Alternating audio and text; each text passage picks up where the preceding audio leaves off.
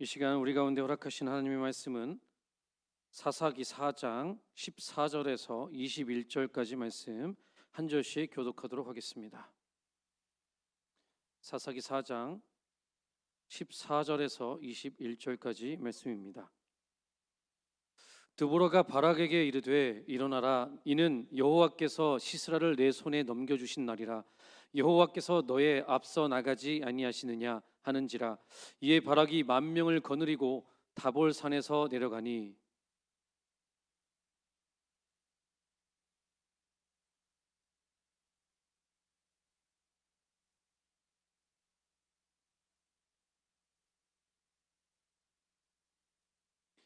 바락이 그의 병거들과 군대를 추격하여 하로셋 학고임에 이르니 시스라의 온 군대가 다 칼에 엎드려졌고 한 사람도 남은 자가 없었더라.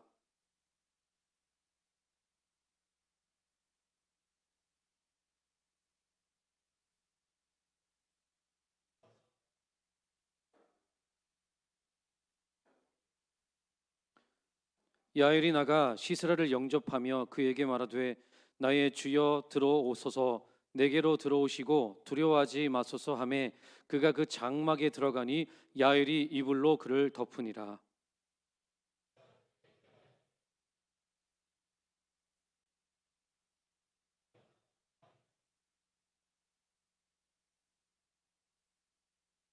다음 부분이요. 우유 부대를 열어 그에게 마시게 하고 그를 덮었으니 그가 또 이르되 장막문에 섰다가 없나요?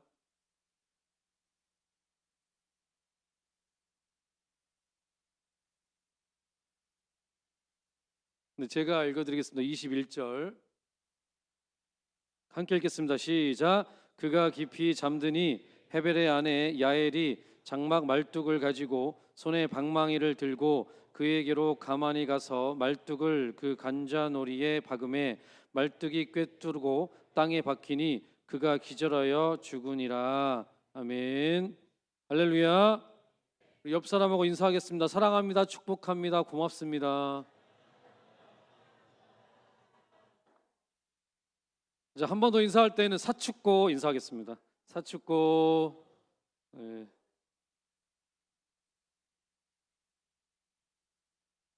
사축고입니다. 네. 사랑하는 성도 여러분, 지난 한 주간 잘 지내셨습니까? 네. 지난주일 우리는 참 기쁜 날을 맞이했습니다.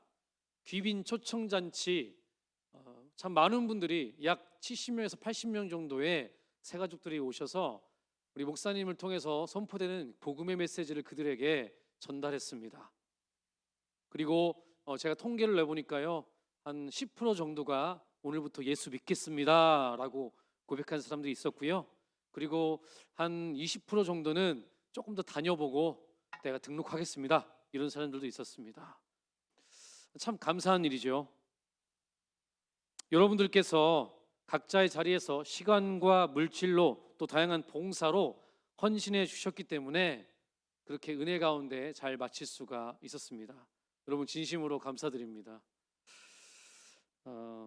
그런데 성도 여러분, 큰 행사를 은혜롭게 마치고 난 뒤에 지난 한 주간의 여러분들의 삶은 어떠셨습니까?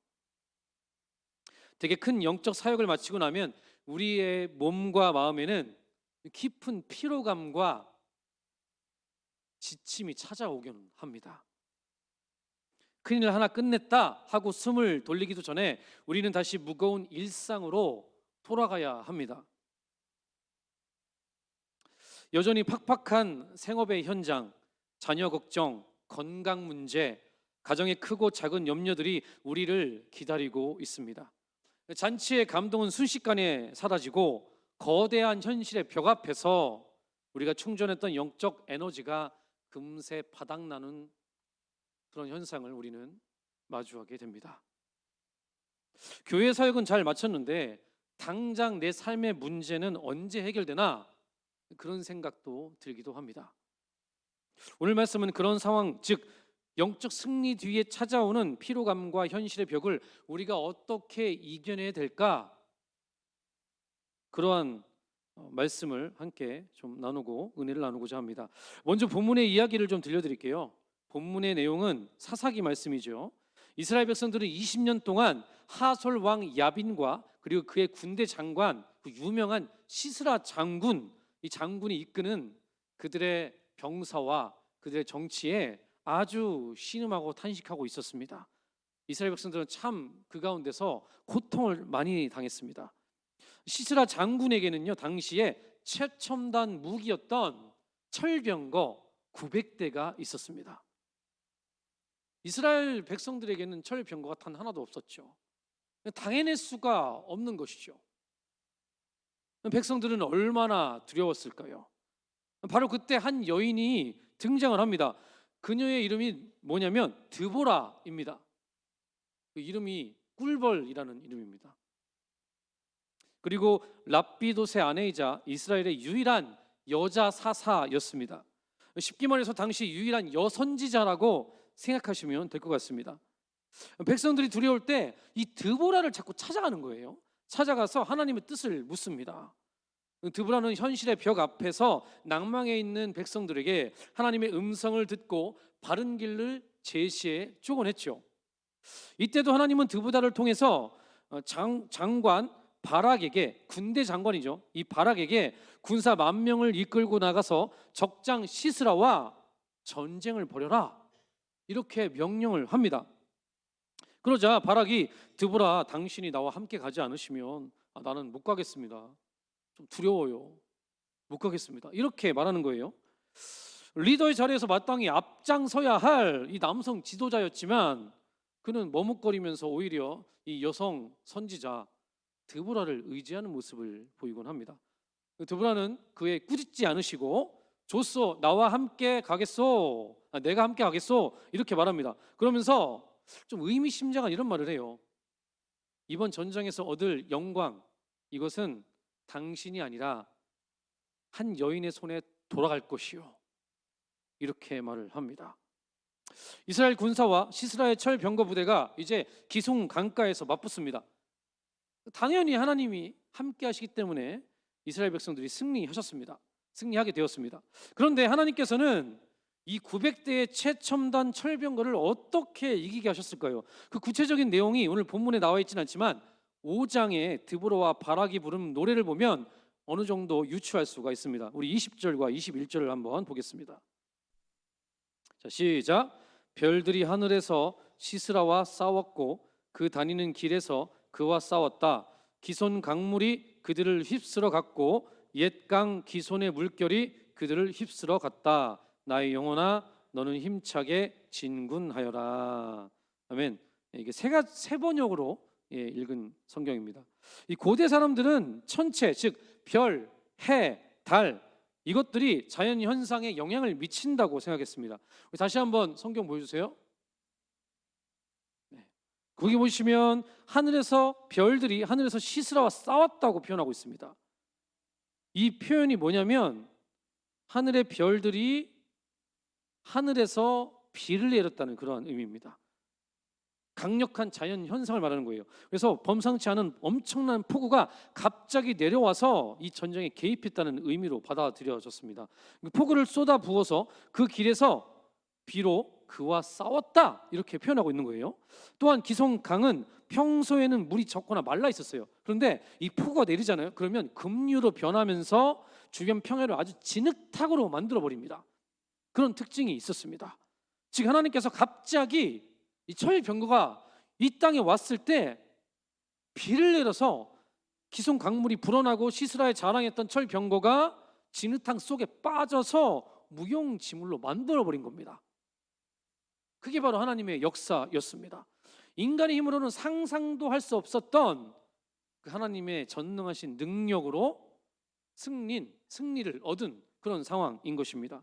그때 적장 시스라는 자신의 병거를 버리고 홀로 도망을 치는데 피신을 어디로 하냐면 겐 족속 헤벨이라는 사람의 집에 가서 피신을 하는 거예요. 이 헤벨이라는 사람의 집은 일단 겐 족속 사람이잖아요. 이 겐 족속은 모세의 장인이었던 이드로의 후손이었습니다. 이들은 미디알 계열의 유목 민족으로 이스라엘 백성과는 오랫동안 우호적인 관계를 가지고 있었습니다.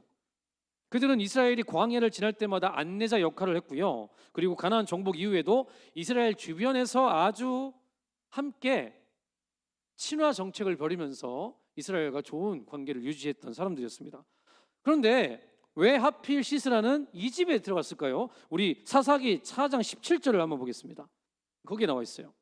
자, 시작. 시스라가 걸어서 도망하여 겐 사람 헤벨의 아내 야엘의 장막에 이르렀으니 이는 하솔 왕 야빈과 겐 사람 헤벨의 집 사이에는 화평이 있습니다. 아멘. 여기 보면은 하솔 왕 야빈은 방금 말씀드린 시스라 장군의 왕이죠, 그죠?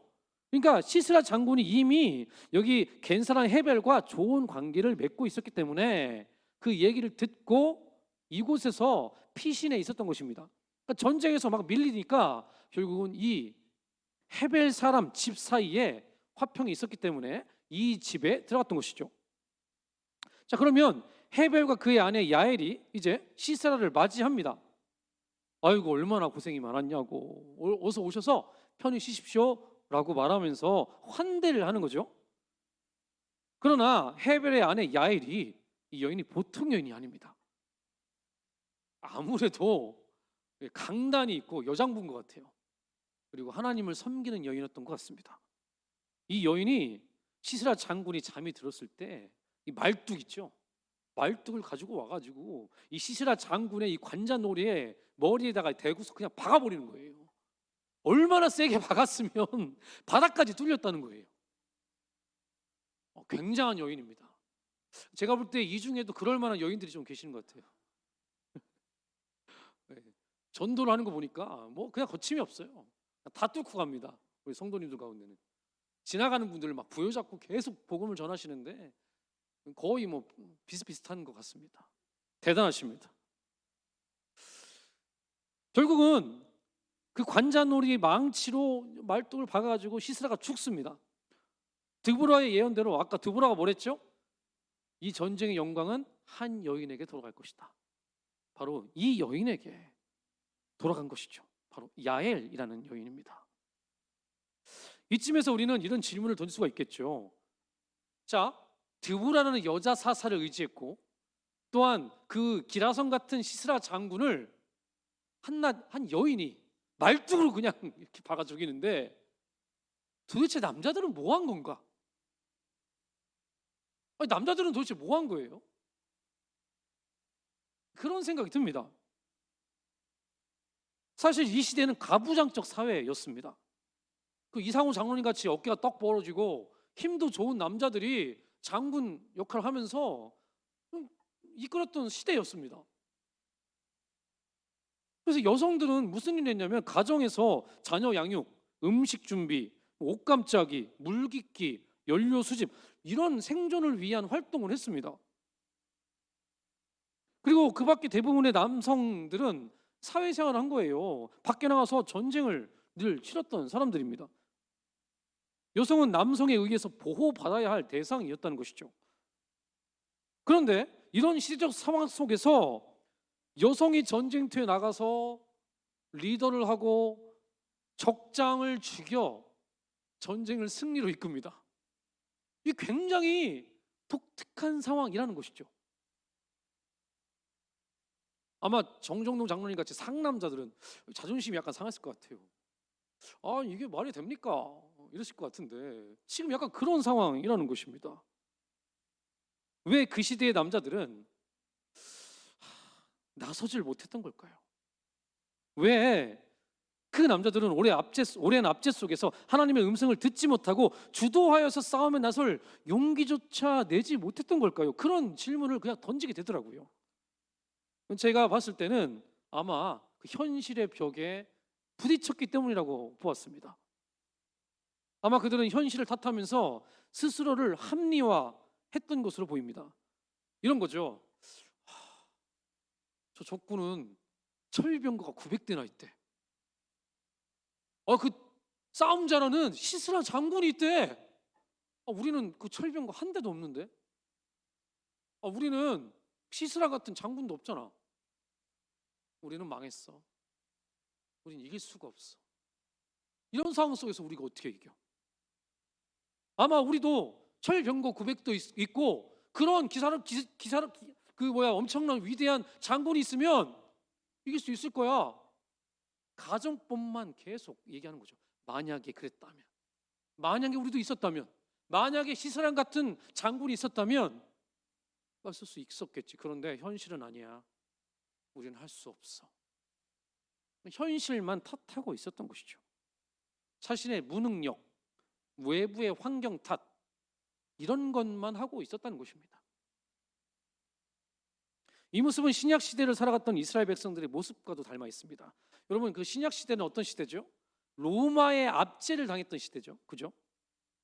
그런 속에서 메시아를 기다리고 있었습니다. 메시아를 기다리는데 이들이 기다렸던 메시아는 정치적, 군사적, 경제적 메시아였습니다. 그런 메시아가 나타나서 그 로마 세력을 제거하고 다시 다윗 왕조의 그 위대함을 다시 한번 일으켜보자, 그런 마음은 있었던 것이죠. 그래서 그들도 늘 그런 마음이었어요. 우리에게는 병사도 없고 돈도 없고 로마를 이길 만한 지도자도 없고, 그래서 메시아가 와야 돼. 강력한 다윗과 같은 그런 메시아가 와야 돼. 이런 생각만 하고 있었다는 것이죠. 어쩔 수 없다.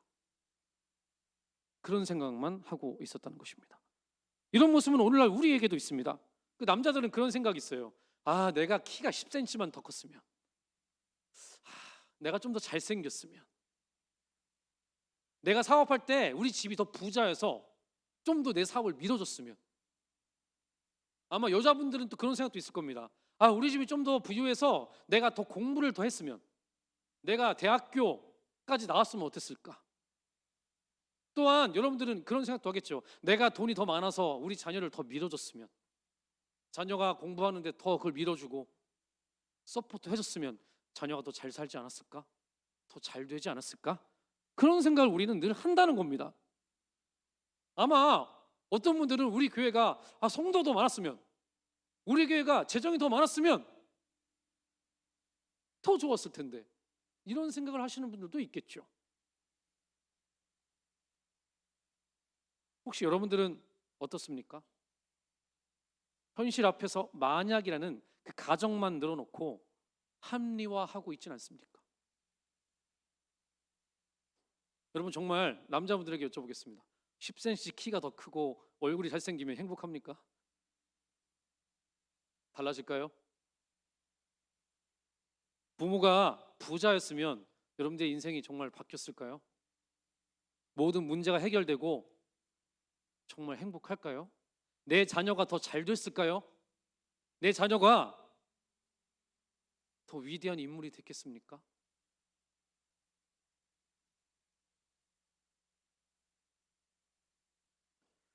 우리 다시 본문으로 돌아가서 우리는 이런 질문을 던져보아야 합니다. 하나님은 왜 당시 사회적 약자였던 여인들을 사용했던 것일까? 그 남자들이 그렇게 많은데 왜 그랬던 것일까?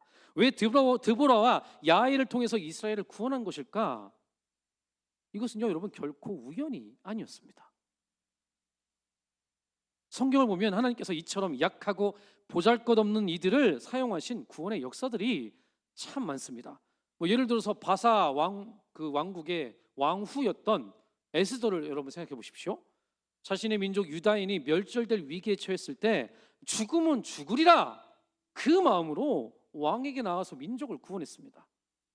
물론 그녀는 완전히 약자가 아닌 왕비이긴 했습니다. 그러나 그렇다고 해서 유대인의 멸망을 막을 수 있는 그런 사람은 아니었습니다. 아무런 고난도 없었던 사람이었다는 것이죠.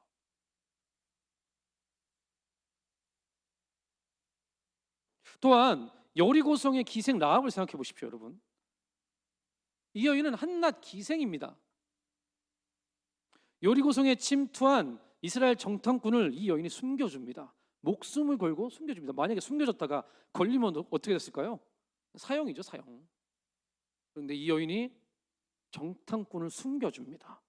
그리고 여리고성을 무너뜨리는 아주 결정적인 역할을 하는 것이죠. 그녀의 신분은 천했지만 하나님은 그를 사용하여 주셔서 이스라엘 백성들을 무너뜨렸고, 여리고성을 무너뜨렸고, 그녀를 통해 다윗 왕과 예수님의 계보를 잇게 하셨습니다. 자, 이번에 신약을 한번 볼까요?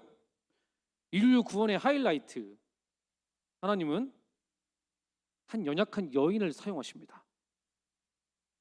인류 구원의 하이라이트가 뭐죠? 바로 예수 그리스도의 탄생입니다. 예수 그리스도의 탄생, 구원자 메시아의 탄생이 이름 없는, 아무것도 할 수 없는 한낱 여인, 그 여인에게서 나왔다는 겁니다. 한 목사님이 이렇게 표현하더라고요. 이름 없는 한 여인이 온 인류의 구원을 낳았다. 그렇습니다, 여러분. 연약하고 보호받아야 하는 이름도 없는 한 여인이 온 인류의 구원을 낳았습니다. 자, 그렇다면 하나님은 이 일을 통해서 우리에게 무엇을 말씀하시기를 원할까요?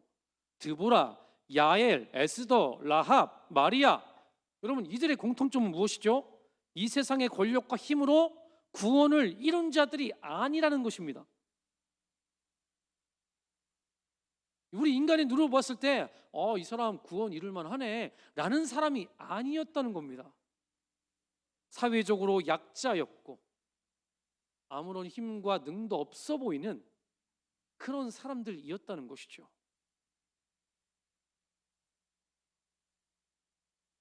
예수님께서도 마찬가지셨죠. 예수님께서 이 땅에 오셨을 때 어떻게 하셨죠? 예수님이 전능하신 하나님의 모습으로 왔나요? 막 이렇게 크게 와가지고 구원 이렇게 하셨나요? 예수님은 그러지 않으셨습니다. 예수님은 아무것도 할 수 없는 갓난쟁이 어린아이로 오셨어요. 전능하신 하나님이 무능을 선택하신 겁니다. 무능을 선택하시고 인간의 모습으로 이 땅에 구원을 이루어 주셨습니다. 예수님께서 바리새인과 서기관들과 종교 지도자들을 제압하는데 자기의 능력을 사용하셨나요? 결코 그렇게 하지 않으셨습니다. 예수님은요, 그들의 털끝 하나 건들지 않으셨다는 것이죠. 그분은 세상의 힘, 돈, 권력, 정치적 선동으로 세상을 구원하지 않으셨습니다. 예수님의 성육신은 지극히 연약한 인간의 모습, 그리고 예수님이 예수님의 모습을 성경에서 표현할 때 뭐라고 하셨죠? 흠모할 만한 것이 없었다. 정말 사람이 봤을 때 흠모할 만한 그런 것이 없는 모습으로 오셔서 구원을 이루셨다는 것이죠. 인간 중에서도 연약한 모습이었다는 겁니다. 그럼에도 불구하고 예수님은 온 인류를 구원하신 위대한 메시아의 모습을 우리 가운데 보여주셨습니다. 무엇으로 그렇게 하셨습니까? 하나님 아버지의 뜻에 순종하고요, 자신을 낮춰서 사람들을 섬기셨고 하나님 나라의 복음을 선포하셨습니다. 그리고 무엇보다 십자가에서 희생으로 온 인류를 구원하셨습니다. 여러분, 이게 바로 하나님의 방식이에요. 이것입니다. 이게 바로 성경의 원리라는 것이죠. 하나님께서 우리 가운데 오늘 이 구약의 말씀을 통해서 가르쳐주고 싶은 것이 바로 이거예요. 너희들 핑계 좀 그만 대! 이겁니다. 핑계 그만 대라. 하나님, 저 이것도 없고 저것도 없고 저는 키도 작고 얼굴도 못생겼고 말도 못하고 저는 잘 못하는데요. 저 앞에서 황 목사가 자꾸 전도하라는데 저는 말주변도 없어서 전도 못하겠는데요. 이런 핑계 그만 대라는 겁니다.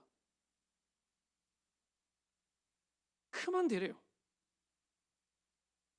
자꾸 너희들 그렇게 핑계만 다는데 그럼 나는 뭐냐? 너희들과 함께하는 나는 뭐냐? 나는 허수아비냐? 나는 능력이 없냐? 하나님이 지금 이렇게 말씀하시는 겁니다. 너희들 나를 의지한다고 하고 나에게 기도하는데 나 믿고 좀 해봐. 좀 나를 전해봐. 나의 일을 해봐. 라고 말씀하시는 거 아닙니까? 이스라엘 백성들이 하나님이 살아계심을 몰랐나요? 알았습니다. 드보라에게 하나님이 말씀하셨고 드보라가 하나님 말씀을 전달해 줬어요. 그런데도 불구하고 군대 장관은 아유 무서워라. 저 못하겠어요. 당신이 우리와 같이 가야 됩니다. 우리는 철병거 900대가 없는데요. 우리는 시스라가 없는데요. 늘 그런 말만 하고 있다는 것이죠. 그게 오늘날 우리 가운데도 있다는 겁니다.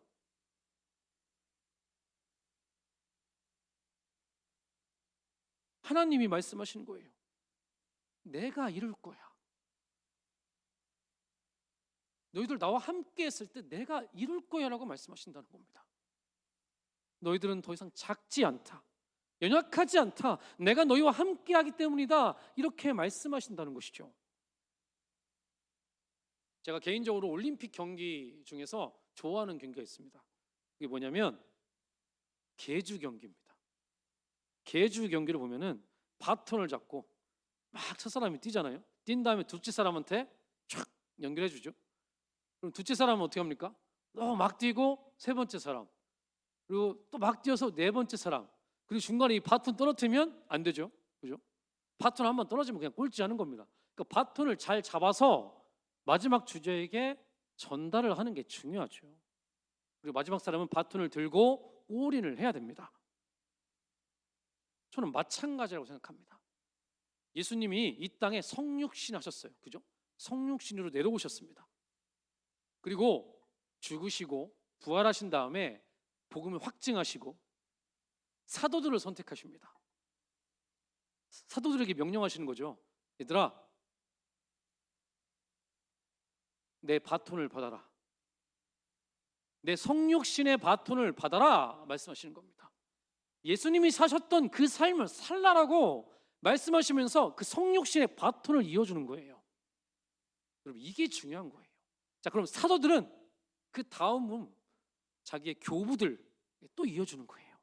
그리고 그 다음 후손들에게 받아서 난 또 받아 뛰고 열심히 뛰면서 또 다음 계속 우리는 이 성육신의 바톤을 넘겨줘야 되는 겁니다. 사랑하는 성도 여러분, 성육신의 바톤을 받으셨습니까? 아멘. 우리는 성육신의 바톤을 받은 자들입니다. 그래서 예수님처럼 살아야 되는 거예요. 예수님이 핑계 대셨습니까? 나는 가난한 그 목수의 집에서 태어났는데 그래서 못하겠어. 그런 말씀 하신 적이 없죠. 나는 근육이 없어가지고 안 되겠는데. 아닙니다. 예수님은 성육신을 해서 이 땅에서 복음을 전하고 온 인류를 구원하신 분입니다. 마찬가지예요. 우리는 그 성육신의 바톤을 이어받아서 우리도 성육신한 예수님처럼 이 땅에서 그 복음으로 승리해야 되는 것이죠.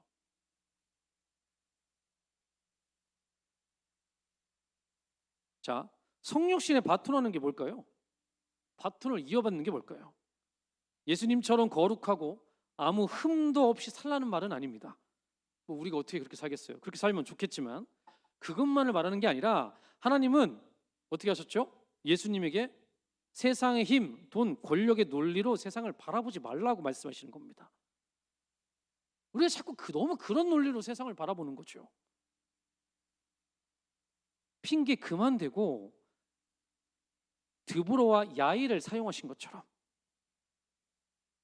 또한 마리아를 사용하신 것처럼 하나님은 우리를 그렇게 사용하실 준비가 되었다는 겁니다. 결국은 우리가 하나님의 손에 붙들림 바 된다면 우리도 성육신의 바톤을 이어받아서 하나님의 놀라우신 일들을 행할 수 있다는 것이죠. 그래서 바울이 이 성육신의 바톤을 이어받고 엄청난 비밀을 깨닫습니다. 빌립보서 4장 13절 말씀이죠. 같이 한번 읽어보겠습니다. 시작. 내게 능력 주시는 자 안에서 내가 모든 것을 할 수 있느니라. 아멘. 여러분, 이 말씀은요 결코 허세나 교만에서 나온 말씀이 아닙니다. 이는 바울이 자신의 정체성이 완전히 바뀌었을 때 했던 고백입니다. 바울도 이 세상의 풍조, 힘의 논리에 깊이 빠져 있었던 사람이죠. 스펙을 얼마나 열심히 준비했습니까? 이 당시에 바울보다 스펙이 좋았던 사람은 없었습니다. 그러나 그는 예수 그리스도를 영접하고 나서 세상 풍조로부터 완전히 벗어나서 자유함을 누리고, 그리고 자신은 성육신의 바톤을 이어받아서 하나님의 사도라는 정체성을 가지고 복음을 전하는 겁니다. 그리고 그는 이제 이렇게 고백하는 거예요. 내게 능력 주시는 자 안에서 내가 모든 것을 할 수 있습니다. 그 고백이 바로 여기에서 나온 겁니다.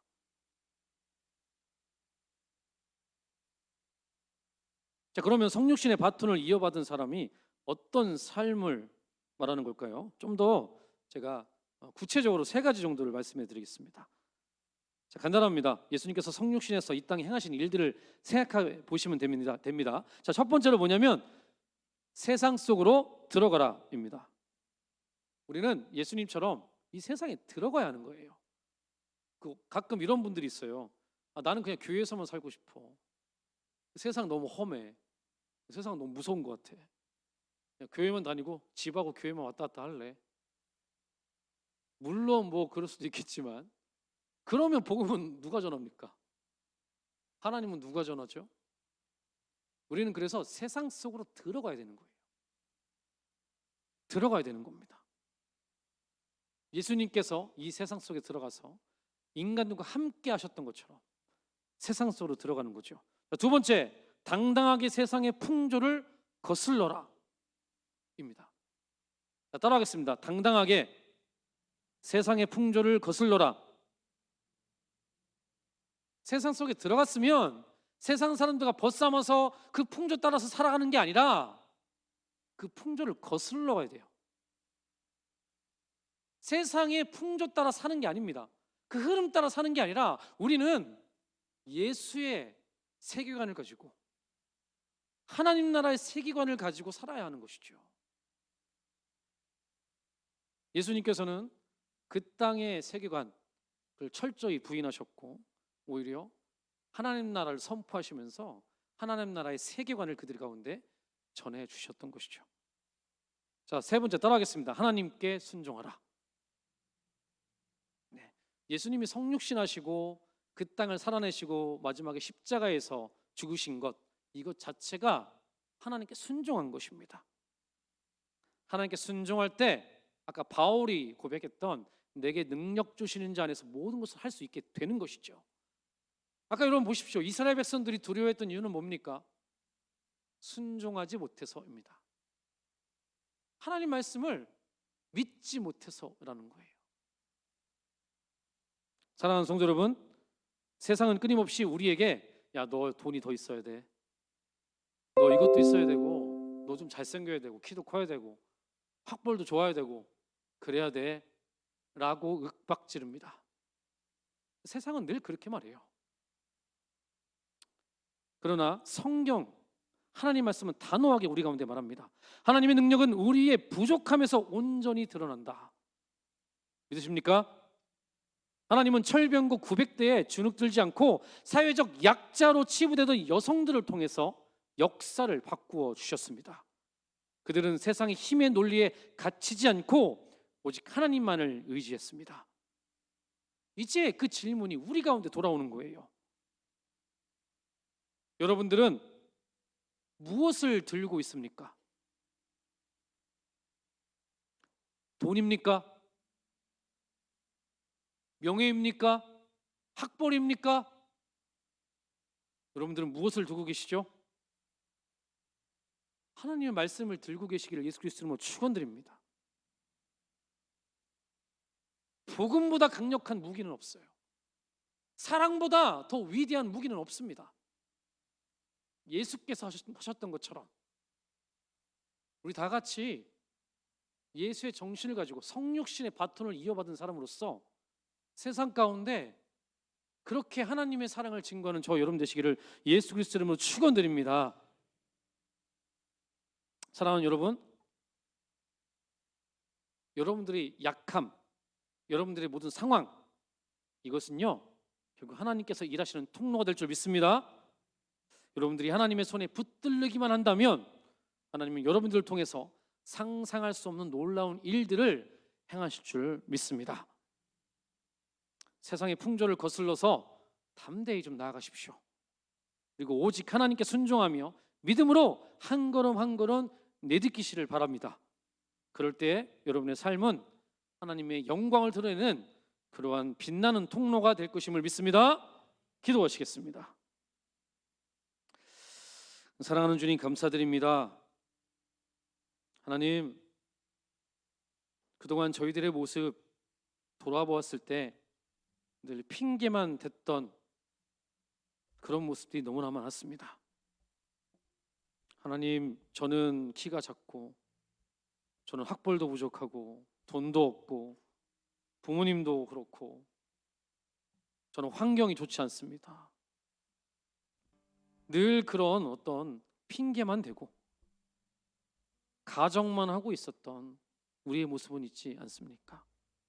하나님, 저희들 더 이상 하나님 앞에 핑계대지 않겠습니다. 하나님을 신뢰하겠습니다.